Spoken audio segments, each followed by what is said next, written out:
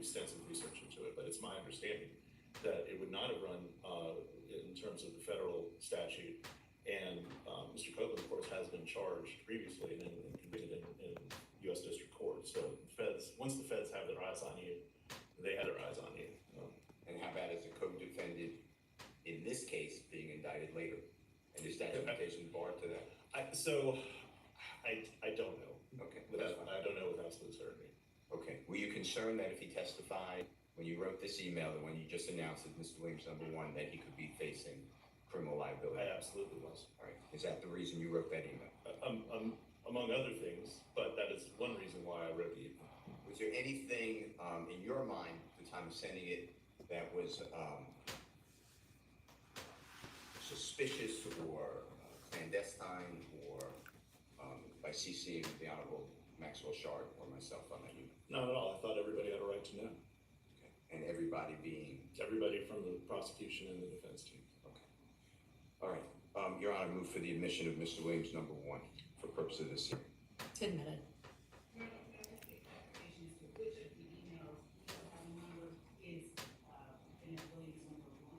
Can you clarify? June 6, 2024, 4:31 p.m. to yourself, Ms. Hilton, Mr. Steele, Mr. Shaw. Does it have the response at 4:57:05 from Ms. Hilton, or is it the one without response?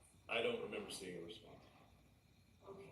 So is there a response on there There's on Williams 1? There will be, Your Honor. Okay, Not so on this that one. is then, for purposes of the record, the one that does not have the response on it. Okay, so here's the response. But Is it a part of Williams 1? No, it's not. Okay, so I assume Mr. Steele might ask you about the next one. Go ahead. and that is, I'd like to show you what's in front of you, Mr. Williams, exhibit #2 for purposes of today's hearing, okay? Yes.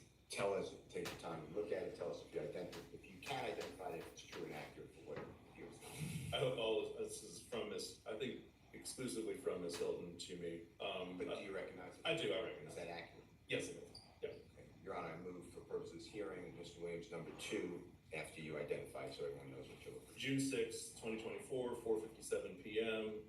I hope good address to me. Good afternoon. I hope all is well. In our conversations with Mr. Copeland, he advised that you were not his attorney and he had not spoken with you.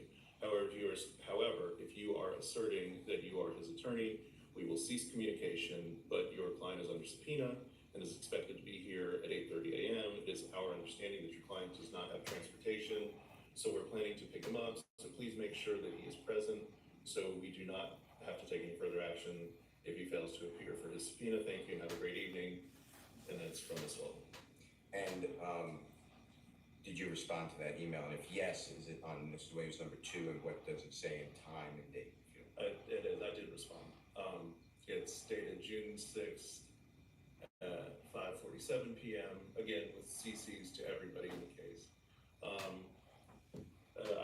I have been Mr. Copeland's attorney. He tells me that he repeatedly told you that when you were questioning him. I also spoke with Don Geary extensively about Mr. Copeland when he was assigned to this case, and I spoke with Ms. Love. Slide in. I spoke with Ms. Love early in the process, around the time jury selection was beginning. I have a plea with Judge Carnicel tomorrow at 9 o'clock, and I will come to the courtroom as soon as I'm done. Is everything that you responded about being Mr. Copeland's lawyer for the purpose of this case true? Yes. And the court already admitted #2. If you could go to #3. Well, no, I haven't. Oh, I'm sorry. I moved for the admission of Mr. Williams #2. It's admitted, and that one contains both Ms. Hilton's response and then Mr. Mellick's response back that he just read. Is that correct? Yes. Okay, that's admitted. Okay. This is a repeat subject drawing. Okay, if we go to Mr. Williams #3, can you take a look at this and tell us whether you recognize it, and if yes, what is it? It's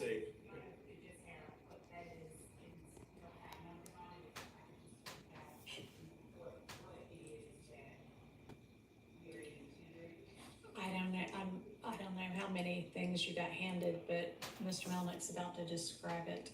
It's dated June 7th, 2024, 11:52 a.m. It's from me to Ms. Hilton and Ms. Love.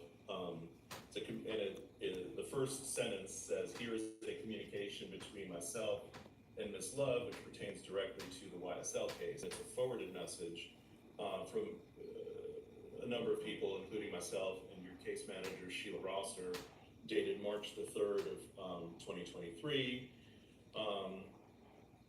And it's from Ms. Love, stating, good morning, Ms. Rosser. State asks that the defendant be required to sign the conditions in front of a notary or a sheriff's official so that we can enforce the condition upon his release, since he was not apprised by the court in person. And I'm sorry, that is in reference to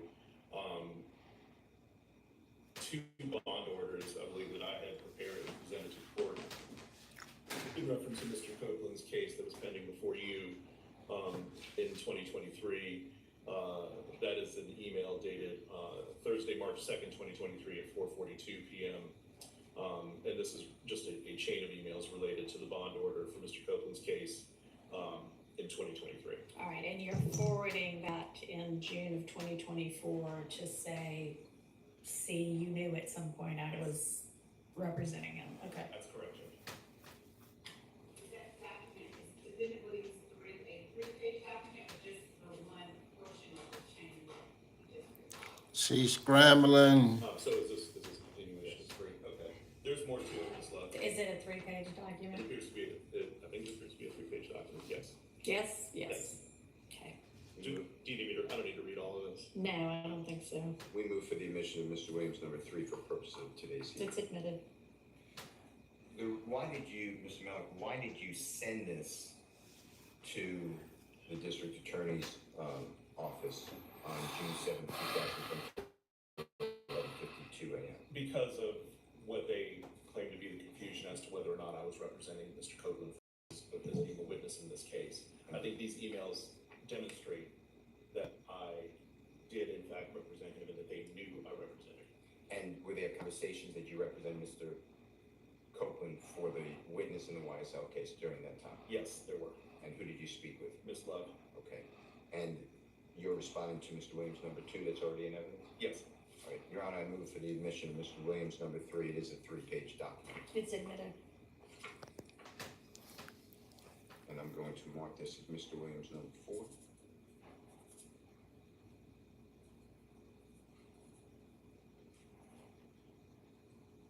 Can you take a look at this and tell us if you recognize this? I do. What is it? Okay. What is it? It's an email that I also sent on June the 7th, 2024 at 11:54 a.m. To Ms. Hilton and Ms. Love, referencing another communication I had from the district attorney's office.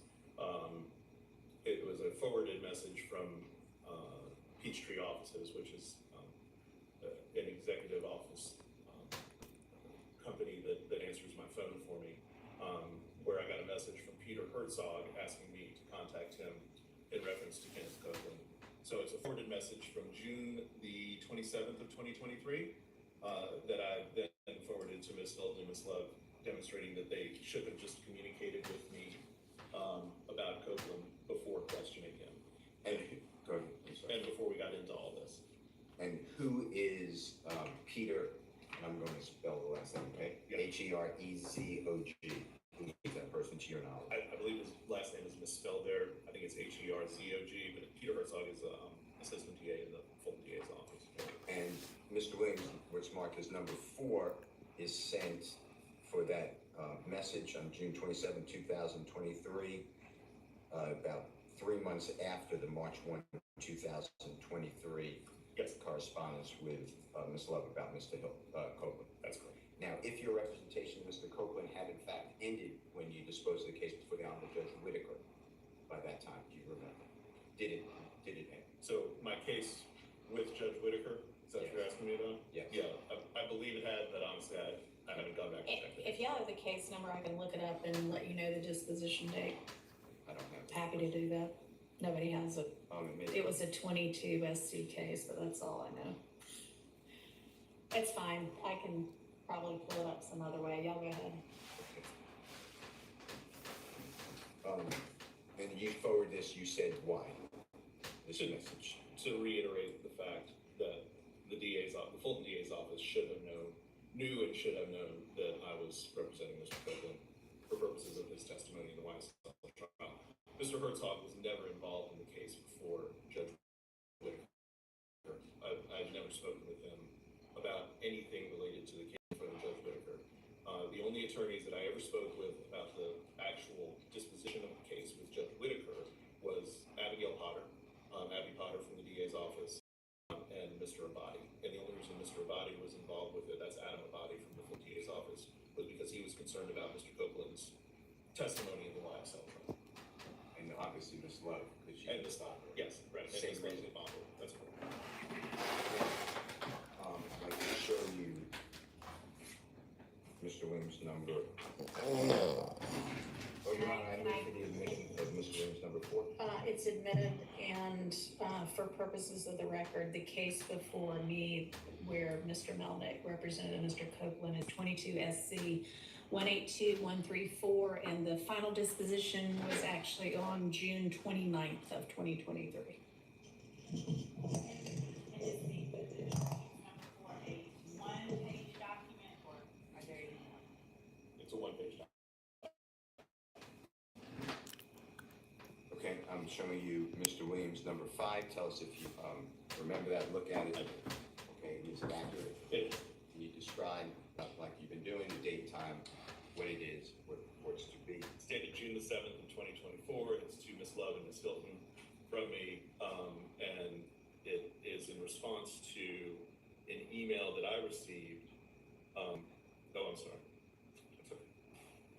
You can look at the documents multiple. Yeah. So this is a part of the same chain of documents where I was referencing the fact that Ms. Love certainly knew that I was representing Mr. Copeland. She and I talked extensively about Mr. Copeland, and she had told me that she wished to use Mr. Copeland as a witness in this case. Obviously, by the time we were having these communications in March of 2023, the case had long since been indicted, and Mr. Copeland was not charged as a party on the indictment of this case. This is a continuation of the same emails going back to March 2nd and March 3rd of 2023, where we're referencing the bond orders. These emails actually go back to March the 1st of 2023, where Ms. Love is discussing whether or not Mr. Copeland should be subject to a curfew as part of his bond order. I seem to remember other communications in which Ms. Love references the fact that she's concerned about Mr. Copeland's safety and the like. And then so the last part of this email, which is at the top of the first page, is where Ms. I've ever met or have any relationship with whatsoever. And I responded to that. Did I ever do anything untoward to affect your representation of your client, Mr. Copeland? Absolutely not. Did Mr. Shard do anything? No. Did anybody come to you, at you, about your representation, Mr. Copeland, in this case? But what Mr. Copeland did on June 7th of 2024, where he asserted his Fifth Amendment privilege, was entirely his decision. I was there just as his mouthpiece, as a lawyer, as his advocate for purposes of him asserting his Fifth Amendment privilege. Other than that, I have absolutely no agenda in this case whatsoever. When Ms. Love wrote on a motion, ex parte motion for the former judge, the recused Judge Glanville, Now, I Plan would to your object to client. the introduction through this witness or the posing to this witness of any question about a motion that I wrote, given that the witness cannot testify confidently about anything that I specifically wrote for that. All right, well, I don't know yet what the end of the question is gonna be, so I'll hold your objection until I hear the question. And it's in the record. Already, Your Honor, I could get another copy of it. Ms. Love wrote in that motion seeking use immunity under 25-5-507 for Mr. Copeland.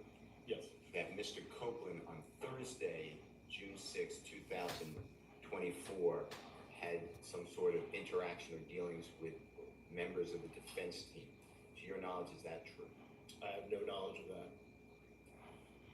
All right. Do you wanna admit, or did you wanna tender for admission Williams 5? I do, yes. All right, that's admitted. Thank you, Your Honor.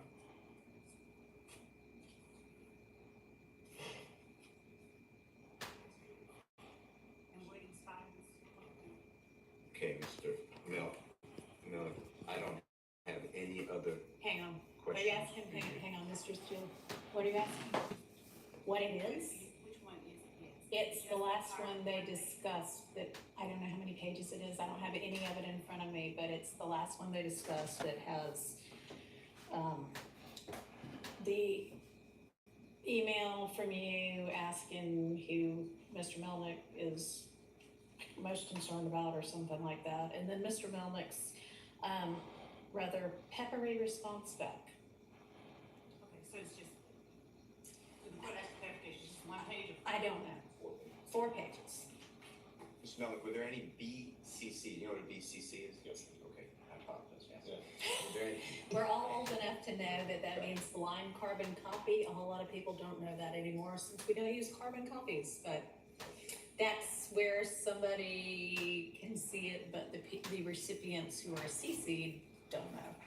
Yes, I did not blind copy anybody on that last email. I just sent it to Ms. Holden as well. Any Ms. app- Holden as well.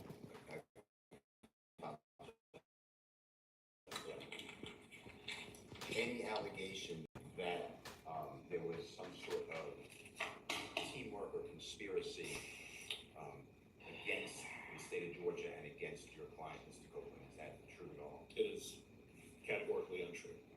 I want to thank you so much. I don't have any other. Ms. Love, do you have questions of Mr. Melnick? Hang on just a second. Just, Okay, hang on. You have questions too? All right, I'll let Mr. Sharp go. The dagger ain't going. Okay. Mr. Melnick, if you're more comfortable taking the witness stand, that's fine, but, okay. Good morning.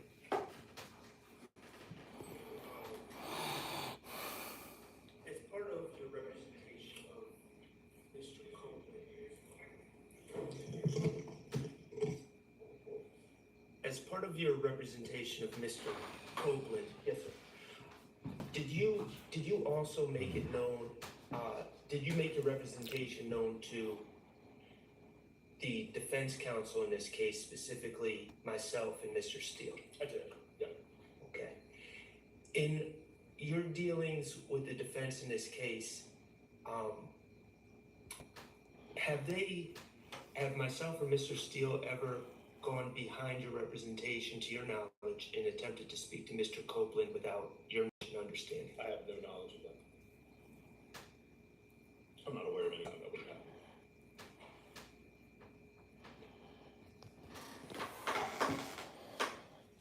Since you were alerted about the state speaking to Mr. Copeland, have you read the transcripts from the ex parte communications? I have mostly read that. I'll be honest and say I haven't read the whole thing. Okay. Have you become aware that Mr. Copeland was speaking to the state in the week leading up to June 7th, 2024? Yes, Okay, have you become aware that Mr. Copeland was in the actual courthouse speaking to the state on that week? I became aware of that on either June 6th or June 7th. Did you know anything about that as it was happening? I did not. Before you reached out to the state via those emails that have been introduced, did the state ever tell you that they were communicating with your client? No. How did you initially learn that the state was communicating with your client?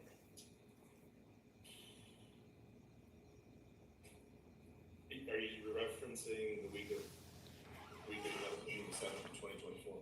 Yes, let me ask in a more precise manner. Did you become aware on Thursday, June 6, 2024, that the state had been speaking to your client that week. Yes, And did you become aware that the state intended to call your client to the stand on the next day, that Friday? yes. Okay. Did and how did you find out about the state's plans to call your witness to the stand? I believe you called me. Could you say it again? You called me. You being Matt Sharp? Yes, Okay. And I called you on the telephone? yes. Okay. In that conversation, did I ever ask you to do anything on behalf of myself or Mr. Steele or our clients? Absolutely not. Did I ever ask you to stop Mr. Copeland from testifying? Absolutely not.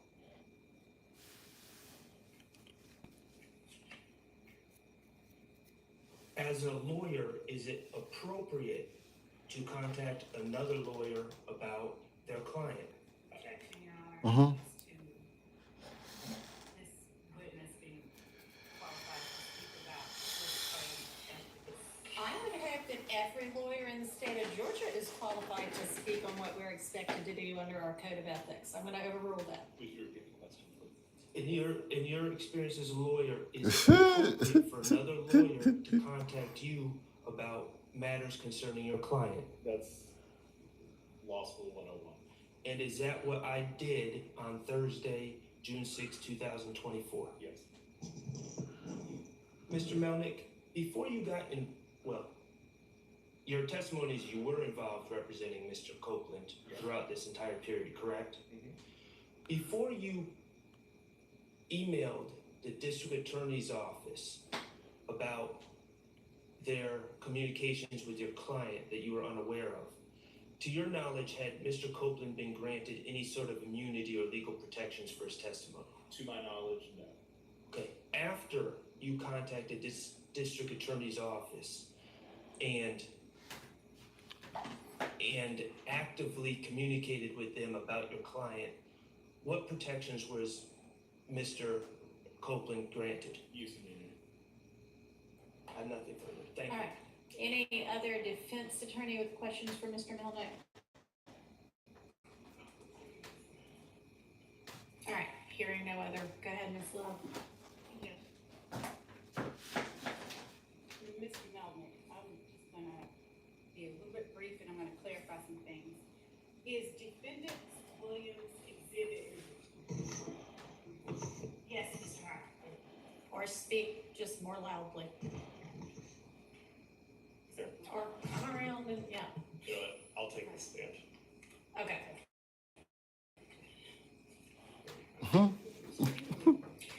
Does somebody have a copy of those exhibits for the court? Judge, I'll give to the court the ones that he has admitted, and I'll just go ahead and use the ones that I have copies. Okay, thank you. Oh, you lost. Just pull that back towards you and make sure the green is on. Mr. Melnick, Oh. there should be some buttons. You see where it is? I don't actually see it. It sounds to me like it's on. Yeah, sounds like it's on. All right, go ahead, Ms. Love. Thank you, Judge. Mr. Melnick, and Your Honor, I'm going to use, unless the court instructs me otherwise, I'm going to use the copies that I was given, that I've marked as defendants the way that they indicated they should be marked exhibits. Okay. Okay. Mr. Melnick, I'm showing you what is the copy of Defendant's Exhibit 1 Yes. that was given to the state and to the court. Is this an exact copy of Defendant's Exhibit 1 that I'm showing you? I believe so. I mean, I haven't printed them up. I don't know if there was another email that was. Y'all are welcome to use these if you want. That doesn't need to be an issue. I mean, they were handed to you, Ms. Love, by Mr. Steele, right? Yes, Your Honor. All right, then they ought to be exact copies. May I refer to this? Just a second. Mr. Harvey, yes, can you not hear? Oh, me? Okay, sorry. I was just saying, I'm sure that the copies are the same, but if she wants to use the admitted copies, she can. I'll trade you. How about that? Yes.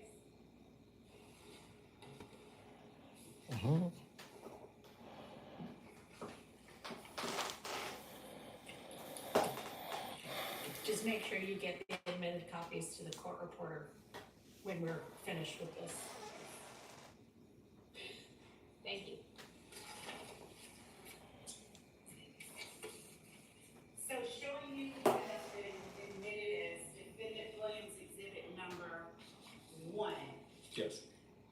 Looking at defendant Williams exhibit number 1, is that an extraction? In other words, is that a portion of an email cut out and isolated from a larger email? I don't believe so. Then I'm gonna show you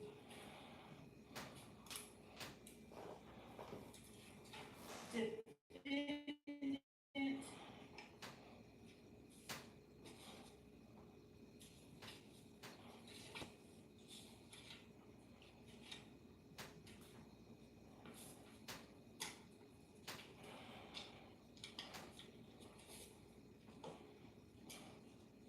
Yeah, I just may need the portions that I gave to the court, because I don't see. All right, here you go. Mm-hmm. Thank you. Alright.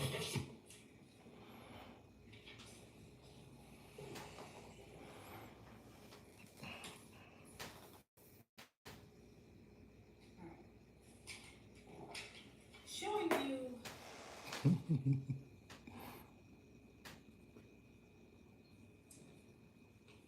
what I would mark as State's Exhibit